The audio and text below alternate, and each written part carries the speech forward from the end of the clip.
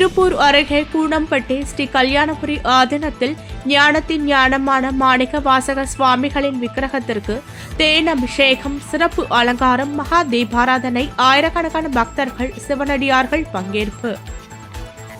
திருப்பூர் அருகே கூனம்பட்டி ஸ்ரீ கல்யாணபுரி ஆதீனம் ஸ்ரீ மாணிக்க வாசக மூலம் நாய பீடம் ஸ்ரீமத் 57வது குரு மகா சன்னிதானம் ராஜசரவண மாணிக்க வாசக சுவாமிகள் மகர ஆதிரை ஜன்மதின என் பெருவிழாவை முன்னிட்டு ஞானத்தின் ஞானம் எம்பரான் மாணிக்க வாசக சுவாமிகள் விக்கிரகத்திற்கு தேன் அபிஷேகம் நடைபெற்றது. தொடர்ந்து மாணிக்க வாசக சுவாமிகளுக்கு சிறப்பு அலங்காரமும் மகா தீபாராதனையும் நடைபெற்றது.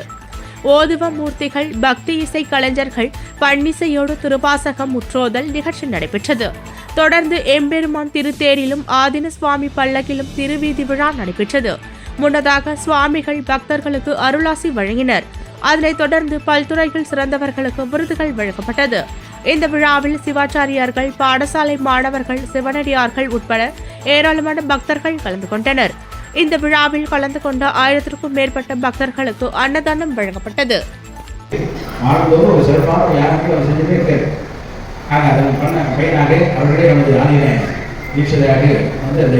ஒரு பூஜைக்கு அவர்கள் அழைத்தது